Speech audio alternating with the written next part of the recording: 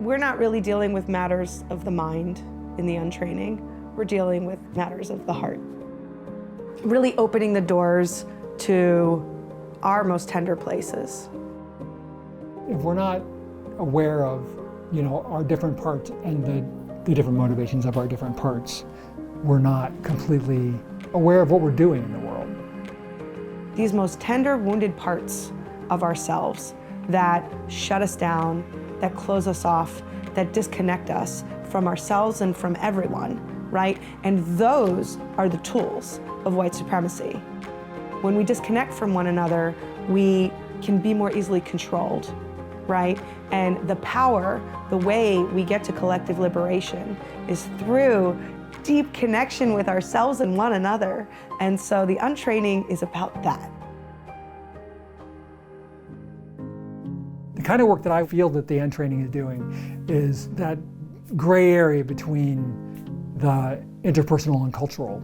That's just really vital, because if we change the institutions without changing the culture, we will just reproduce new institutions to perpetuate the same kinds of inequalities and injustices.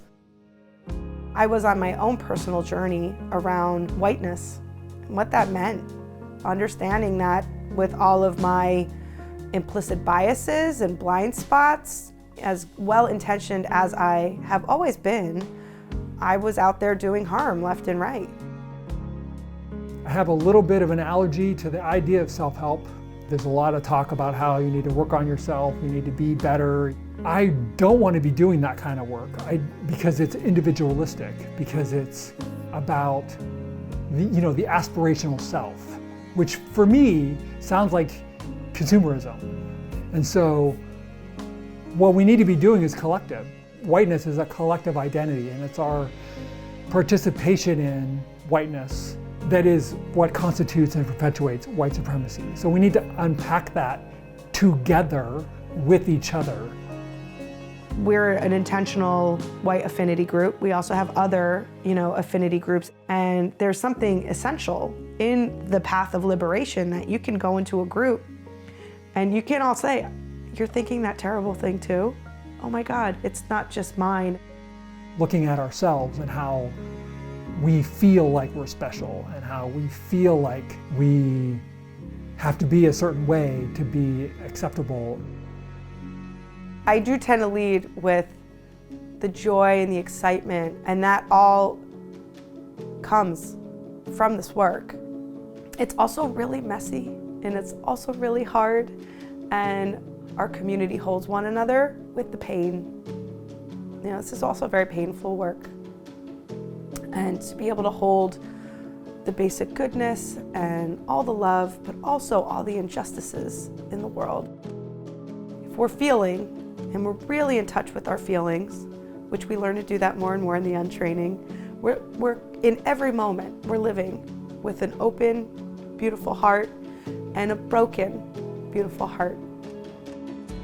Being a part of this community has helped me build the muscle to experience these things in each moment more and more, and deep reverence and gratitude to our community that we can hold one another in that brokenness.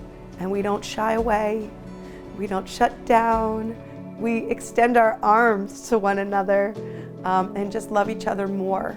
And that is such a gift. Being a teacher has been profoundly transformative for me, seeing the impact that the teachings, that the work has on people who come through the program, and how liberating it is for people to find out that the real teaching of the UNtraining is to be yourself.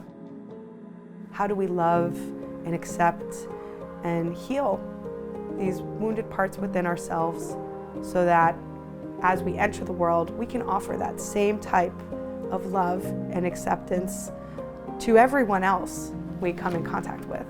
Love yourself so much, so radically, so completely that it changes the world.